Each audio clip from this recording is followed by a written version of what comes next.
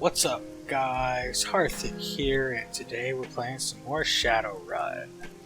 Last time, I went and delivered Kindly Cheng's message. Today, we're gonna see how she reacts to that. I even did it without killing anyone. There's a big X in the middle of the road for some reason. I wonder why. Oh well. Let's go. Got maximum logs. What's up? Bins of electronics crowd every dry patch of deck space on this rusty old boat. A young man wearing bulky virtual reality goggles glances your way for a moment, then turns away in disdain. Who are you? He doesn't even look at you. Shop's closed. Get lost. Okay. What's this say? Don't mess with the law. Alright. Guess he doesn't want me to mess with him. That's fine. Our little salesman friend is gone. Oh well. Let's go say hi to Kindly. I'm sure she'll be happy with us. We did the job exactly how she wanted.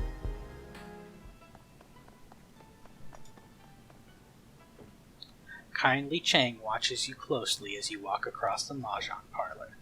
As you approach, her lieutenant leans in, brings her mouth close to the triad boss's ear. Cheng smiles and nods, her eyes never leaving you. There's a twinkle in the straw sandal's eye. I've heard from Bao. He got my message very clearly, and I understand that there were no casualties created during your little delivery run. I am pleased and surprised. Isabel did a great job of guiding us. A wry grin. Did she? Good to know. My message was delivered, and Strangler Bao is back in the fold, earning for me. As far as I'm concerned, our transaction is complete. While you were gone, I set the wheels in motion to wipe your identities. She pulls out her PDA, stabs a button with a lacquered fingernail. The order has been sent.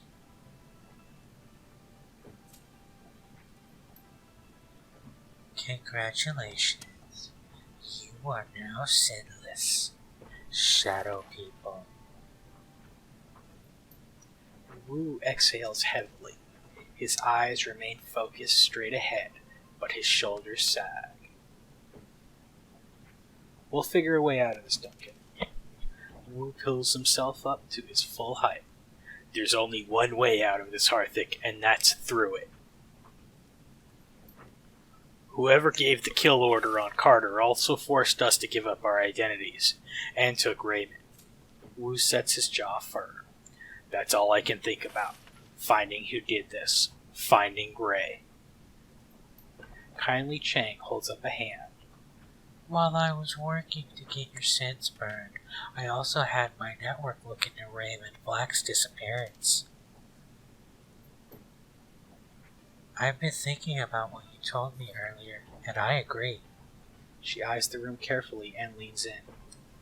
I can't just let this lie. Someone killed my runners. It would be a sign of weakness to the Yellow Lotus and the others if I did nothing. She rests her PDA on the mahjong table facing you. The triad boss's tongue slips from her mouth as she looks over the top, hunting for the right button on the upside-down interface. She finds it and looks up at you again. I have news to share with you, my darlings. The kind you won't like. Raymond Black is dead.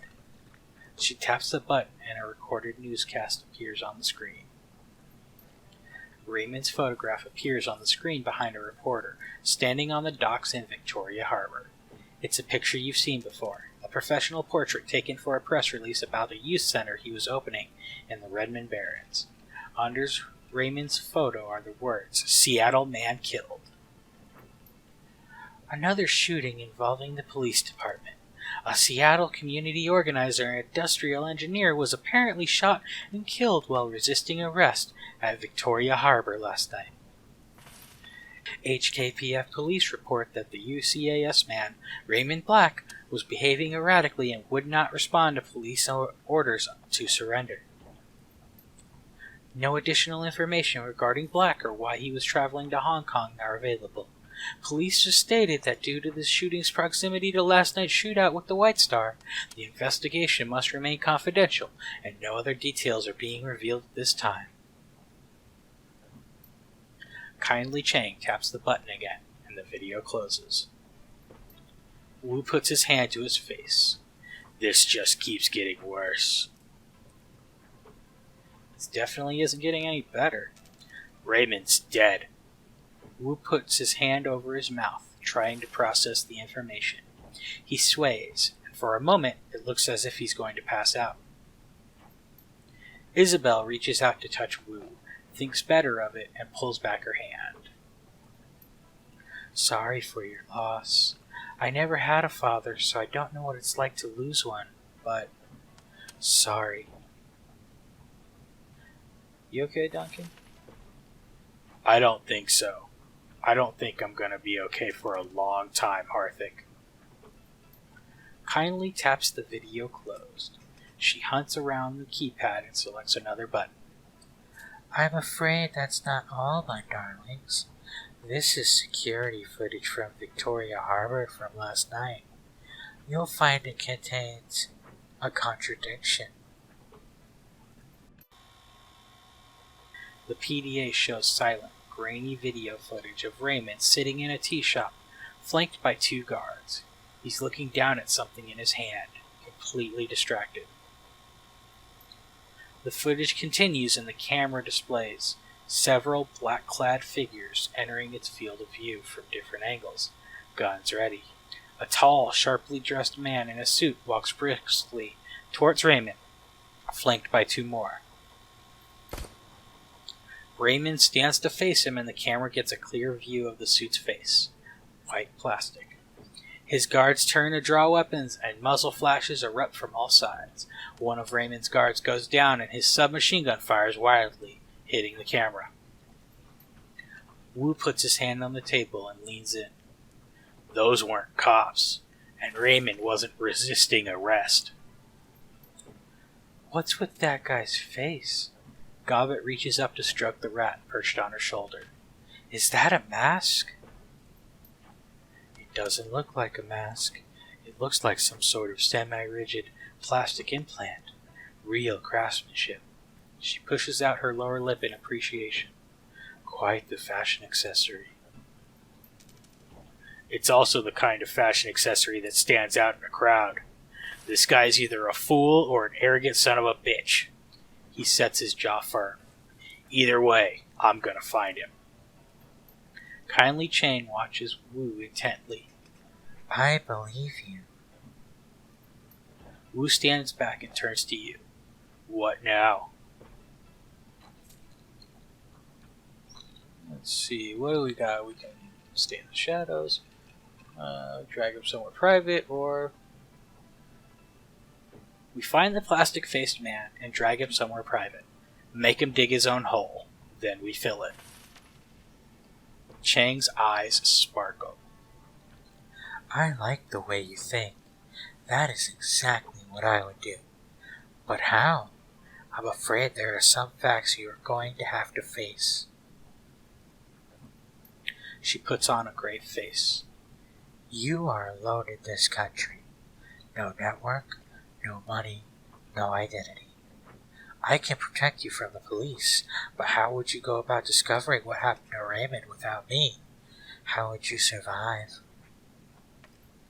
Kindly wipes her hand across a stack of tiles, spreading the ivory-colored pieces across the table. You've had a very long night, my sweets. Very long. And frankly, you all look like shit. Rest now. I promise you safety in my town for the night. We'll talk about the plastic-faced man tomorrow. Kindly gestures to Gobbet and Isabel. Ladies, go find our new friends a place to bed down in that rat's nest squat boat you call home. We'll all talk after you've slept. Figure out our next steps together. Yes, Auntie. Yes, Auntie. Can I ask you a question, Auntie? No questions, my darling. Sleep. I'll figure out what to do with you in the morning. Let's go, Harthic. I'm beat to hell. Looks like we're going to bed.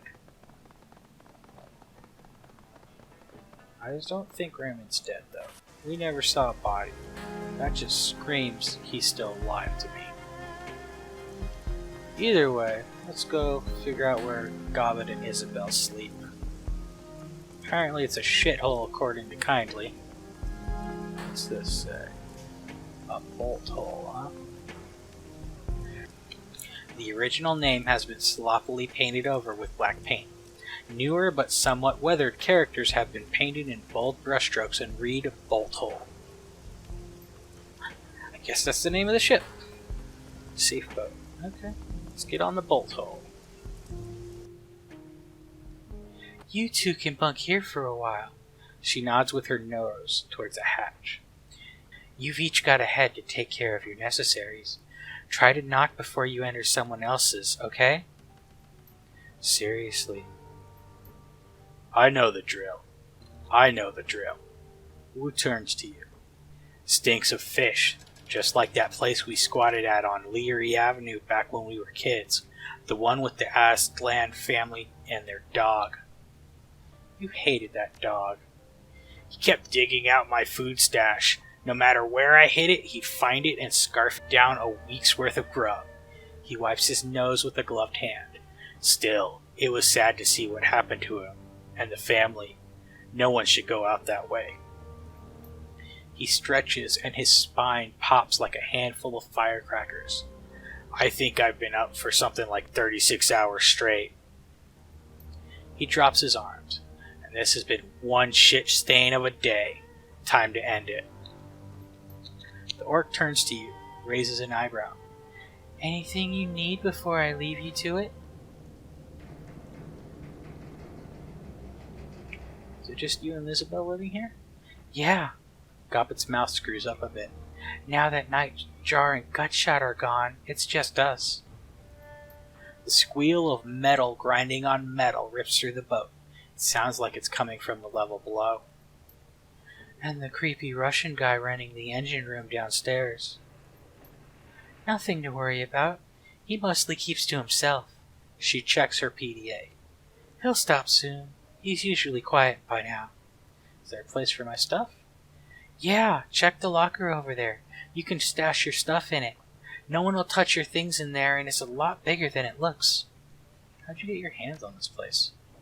How do people like us get our hands on anything? We found it. You found it empty? He sweeps his eyes across the cabin. The doubt is plain on his face. Somebody abandoned a prime piece of real estate like this? She shrugs. Close enough. It was full of BTL junkies when we came across it. They were completely wigged out on some multiplayer cyber game. I'm not sure they ever chipped out of it. For those of you that don't know, BTL stands for Better Than Life, which is like a chip that people use in the first Shadowrun game. There, you had to deal with it, but it's a chip that people use to like escape into games and virtual realities and stuff like that. They were completely emaciated, stewing in piles of their own shit. Their eyes had sunk into their skulls. Pretty gruesome stuff. They racked up a killer score, though. True, they had the moves. Should have hung an IV while they were playing, though. Turns out nutrition is important. So what happened? Did they die? She shrugs. Nightjar ran him out. Not sure what happened to him after that. Anyways, it's ours now. Auntie Cheng says so. Oh, but the engine room, you mean? Right, everything but that. Auntie rented it out from under us. That must have pissed you off. She shrugs. Whatever, we weren't using it. As long as our downstairs neighbor keeps to himself, he can have the lower level, especially if it keeps Auntie Cheng happy. I think I'll have a look around. Okay, get some sleep soon. You look like you could use it. We'll go see Kindly in the morning, figure out our next move. So I got a nice little place here. It's got, little computer, kitchen, rec room. So that's nice. What's in here? There's an upper level. Got a couple rooms. There's Duncan. This is my room, including a locker. So that's nice.